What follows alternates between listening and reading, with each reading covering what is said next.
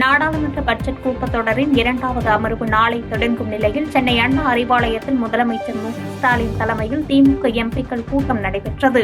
மும்மொழிக் கொள்கை, நிதி பகிர்வு, தொகுதி மறுவரையறை உள்ளிட்ட பிரச்சினைகளை நாடாளுமன்றத்தில் எழுப்புவது தொடர்பாக ஆலோசனை நடத்தியதாக தகவல். திமுக எம்பிக்கள் தமிழ்நாட்டின் அனைத்துக் கட்சி எம்பிக்களையும் ஒருங்கிணைத்து முன்னெடுப்புகளை டெல்லியில் மேற்கொள்ள வேண்டும் என்று நாடாளுமன்ற உறுப்பினர்களுக்கு முதலமைச்சர் அறிவுறுத்தல். தொகுதி மறுவரையறை என்பது தமிழ்நாடு உள்ளிட்ட பல மாநிலங்களின் பிரச்சினை என சுட்டிக்காட்டி திமுக எம்பி கூட்டத்தில் பேச்சு.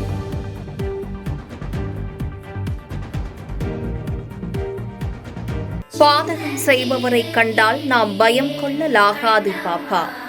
மோதி மிதித்துவிடு பாப்பா, அவர் முகத்தில் உமிழ்ந்துவிடு பாப்பா. அண்மை செய்திகளை உடனுக்குடன் தெரிந்து கொள்ள இணைந்திருங்கள் எம் நாடு தொலைக்காட்சியுடன்.